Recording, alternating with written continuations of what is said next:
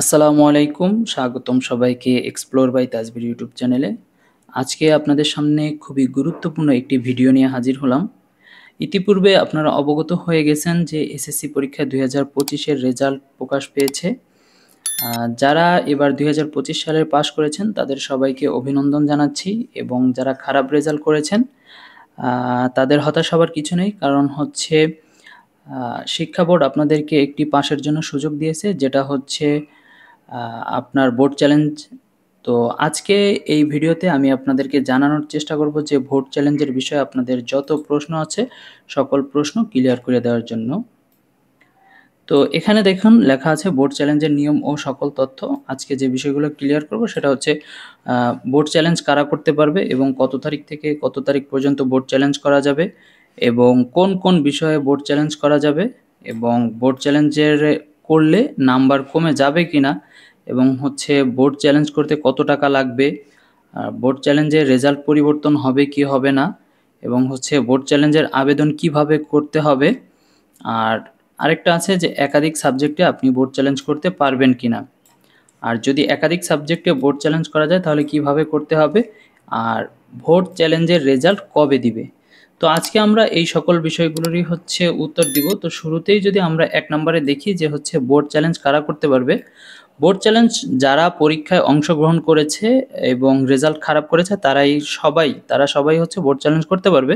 তবে যারা হচ্ছে পরীক্ষায় উপস্থিত হয়নি, অনুপস্থিত ছিল, তারা হচ্ছে বোর্ড চ্যালেঞ্জ করতে পারবে না। আর বোর্ড চ্যালেঞ্জ হচ্ছে কত তারিখ থেকে কত তারিখ পর্যন্ত চলবে, এটা হচ্ছে আজকে ১১ তারিখ থেকে শুরু হয়ে আগামী ১৭ তারিখ পর্যন্ত, অর্থাৎ ৭ দিন সময় আছে। এই ৭ দিন হচ্ছে বোর্ড চ্যালেঞ্জের আবেদন করতে পারবেন। আচ্ছা, কোন কোন বিষয়ে বোর্ড চ্যালেঞ্জ করা যাবে? আপনি যে বিষয়ে ফেল করবেন না কেন সব বিষয়ে হচ্ছে বোর্ড চ্যালেঞ্জ করা যাবে। তবে শারীরিক শিক্ষা বা হচ্ছে ক্রীড়া এই জাতীয় যে বিষয় আছে সেগুলো বাদ দিয়ে আপনি সকল বিষয়ে হচ্ছে বোর্ড চ্যালেঞ্জ করতে পারবেন।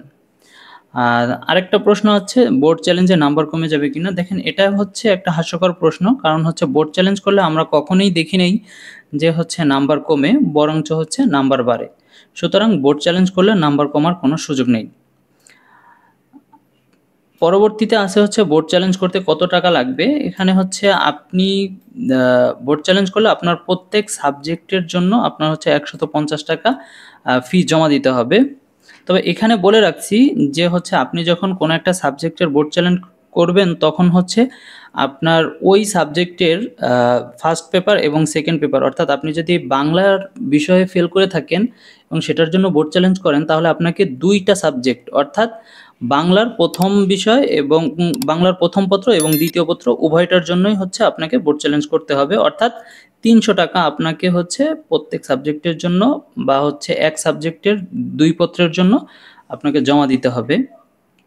এরপরে আছে হচ্ছে বোর্ড চ্যালেঞ্জের রেজাল্ট পরিবর্তন হবে কিনা। অবশ্যই আপনি যদি ভালো করে থাকেন বা আপনার কনফিডেন্স যদি থাকে যে আপনি ভালো করছেন তাহলে অবশ্যই আপনার বোর্ড চ্যালেঞ্জ করলে আপনার ফলাফল পরিবর্তন হতে পারে।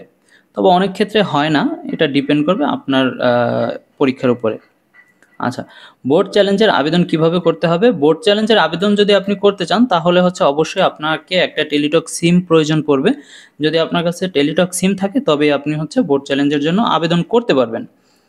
আচ্ছা, বোর্ড চ্যালেঞ্জ হচ্ছে এসএমএস এর মাধ্যমে করতে হবে, যেটা কিনা আমি পরবর্তীতে আপনাদেরকে এই কিছু সময় পরে দেখিয়ে দিচ্ছি যে কিভাবে হচ্ছে আপনি বোর্ড চ্যালেঞ্জের জন্য আবেদন করবেন।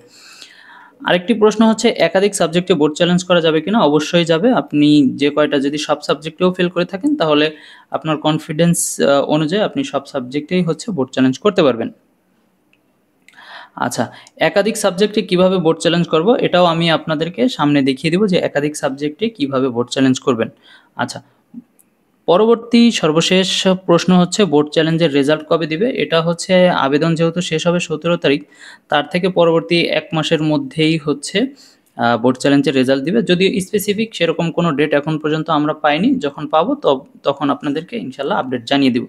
তো চলুন আমরা জানি হচ্ছে কিভাবে আপনি হচ্ছে বোর্ড চ্যালেঞ্জ করবেন। আমরা যদি বোর্ডের রেজাল্ট কিভাবে হচ্ছে আপনি বোর্ড চ্যালেঞ্জ করবেন সেটা দেখি। এখানে দেখেন নোটিশ আছে যে আবেদন করার সময়সীমা ১১/৭/২০২৫ থেকে ১৭/৭/২০২৫ তারিখ পর্যন্ত শুধু টেলিটক প্রিপেড সিম মোবাইল ফোন থেকে পুনর্নিরীক্ষা আবেদন করা যাবে। অর্থাৎ টেলিটক সিমের মাধ্যমেই কেবলমাত্র আবেদন করতে হবে। আচ্ছা, আপনি যদি আবেদন করতে চান মোবাইল অপশনে গিয়ে আপনার হচ্ছে আরএসসি স্পেস বোর্ডের নাম প্রথম 3 অক্ষর। এটা আমি আপনাদের জন্য একটা সহজ ফরম্যাট করে রাখছি, যদি আমি আপনাদেরকে একটু দেখাই, দেখুন খেয়াল করেন যে আপনি বোর্ড চ্যালেঞ্জের জন্য আবেদন করতে হলে আপনি সর্বপ্রথম আপনাকে একটা টেলিটক সিম লাগবে এবং হচ্ছে আপনার সাবজেক্ট অনুযায়ী আপনার ফোনে অবশ্যই টাকা রাখতে হবে এবং আপনাকে কিছু টাকা অতিরিক্ত অর্থাৎ মেসেজের খরচটা আপনাকে রাখতে হবে। আপনার পার সাবজেক্টের ফি যদি ১৫০ টাকা হয় আপনি অবশ্যই ১০ টাকা বেশি রাখবেন, তাহলে হচ্ছে আপনার ঝামেলা হবে না। আচ্ছা, এখন প্রথম মেসেজ যে আপনি কিভাবে মেসেজ পাঠাবেন, আপনি আপনার মোবাইল অপশনে যাবেন, মেসেজ অপশনে যাবেন, গিয়ে আপনি হচ্ছে মেসেজের ডিসক্রিপশন বক্সে লিখবেন হচ্ছে আরএসসি, তারপরে হচ্ছে একটা স্পেস দিবেন, দেন হচ্ছে আপনার বোর্ডের প্রথম ৩ অক্ষর। আপনার যদি ঢাকা বোর্ড হয় তাহলে ডিএইচএ, আপনার যদি যশোর বোর্ড হয় তাহলে জিএএস, আপনার যদি টেকনিক্যাল বোর্ড হয় তাহলে টিইসি, এরকম আপনার বোর্ডের প্রথম ৩ অক্ষর দিবেন। তারপরে হচ্ছে স্পেস দিবেন একটা, স্পেস দেওয়ার পরে আপনার যে রোল নাম্বারটা আছে ওই রোল নাম্বারটা লিখে দিবেন। লেখার পরে আপনার যেই সাবজেক্ট কোড আছে, যে আপনার প্রত্যেকটা সাবজেক্টের এক একটা কোড আছে, আপনি ওই সাবজেক্ট কোডটা লিখে দিবেন। লিখে আপনি হচ্ছে এই যে 16222 নাম্বারে হচ্ছে মেসেজটা পাঠিয়ে দিবেন। যদি একটু উদাহরণ দেখেন ১ নাম্বারের যেটা আছে সেটা হচ্ছে আপনি প্রথমে আরএসসি লিখলেন, ধরেন আপনার ঢাকা বোর্ড, সেক্ষেত্রে আপনি আরএসসি লিখলেন, লেখার পরে আপনার ঢাকা বোর্ডের প্রথম ৩ অক্ষর লিখলেন, লেখার পরে আপনার হচ্ছে একটা পিন নাম্বার ছিল, ওই পিন নাম্বারটা লিখলেন। লেখার পরে আপনার যে হচ্ছে একটা সাবজেক্ট কোড আছে, ধরেন ১০১, এটা হচ্ছে আপনার সাবজেক্ট কোড। তো আপনি একটা বিষয়ের জন্য আবেদন করলে আপনার হচ্ছে ১০১ লিখে আপনি হচ্ছে 16222 নাম্বারে মেসেজটা পাঠিয়ে দিবেন, ঠিক আছে? আর যদি আপনার একাধিক সাবজেক্ট হয় সেক্ষেত্রে আপনি যেভাবে মেসেজ করবেন সেটা হচ্ছে আরএসসি লিখবেন, আপনার বোর্ডের প্রথম ৩ অক্ষর লিখবেন, দেন হচ্ছে আপনার পিন নাম্বারটা, সরি আপনার হচ্ছে রোল নাম্বারটা লিখবেন, তারপরে আপনার যেই কয় সাবজেক্টের জন্য আপনি আবেদন করবেন সেই সাবজেক্টগুলো এভাবে কমা কমা করে লিখবেন। ফর এক্সাম্পল আপনার এখানে আছে হচ্ছে ১০১, ২১২, ৩৬০। তো আপনার যদি আরও সাবজেক্ট হয় সেক্ষেত্রে আপনি কমা দিয়ে দিয়ে এইভাবে হচ্ছে আপনি মেসেজগুলো লিখে 16222 নাম্বারে পাঠিয়ে দিবেন। তো আপনি যখন প্রথম মেসেজটা পাঠাবেন পরবর্তীতে আপনি হচ্ছে একটা ফিরতি এসএমএস পাবেন, যেই এসএমএসে আপনাকে হচ্ছে আপনার কত সাবজেক্টে আপনি আবেদন করছেন, কয়টা সাবজেক্টের জন্য এবং সেই সাবজেক্টের অনুযায়ী আপনার কত টাকা ফি আসবে সেটা আপনাকে নোটিশ করবে।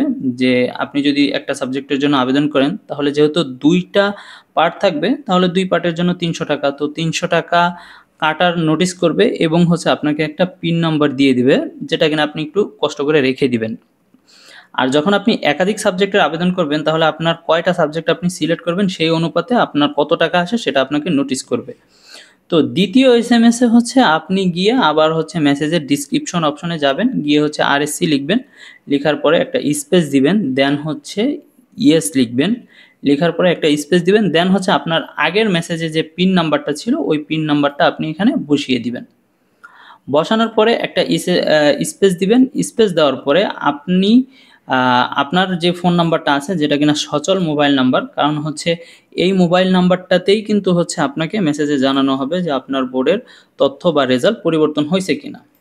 তো আপনার মোবাইল নাম্বারটা লিখে পুনরায় হচ্ছে 16222 নাম্বারে পাঠিয়ে দিবেন। যেমন এখানে উদাহরণস্বরূপ দেওয়া আছে যে আরএসসি স্পেস দিয়ে একটা ইয়েস লেখা আছে, দেন হচ্ছে আপনাকে দেওয়া যে একটা পূর্বের মেসেজে পিন ছিল ওই পিনটা লিখে হচ্ছে এখানে একটা ফোন নাম্বার দেওয়া আছে, দিয়ে পুনরায় হচ্ছে 16222 নাম্বারে পাঠিয়ে দিবেন।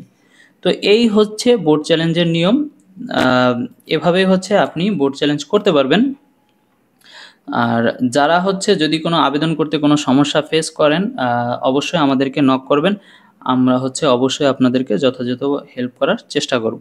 যদি আমাদের ভিডিওটি ভালো লাগে অবশ্যই লাইক, কমেন্ট এবং আপনার বন্ধুদের সাথে শেয়ার করবেন। আর হ্যাঁ, আমাদের চ্যানেলটি সাবস্ক্রাইব করতে ভুলবেন না। তো দেখা হবে আবারও নতুন কোনো ভিডিওতে, ততক্ষণে সবাই ভালো থাকবেন, সুস্থ থাকবেন। আল্লাহ হাফেজ।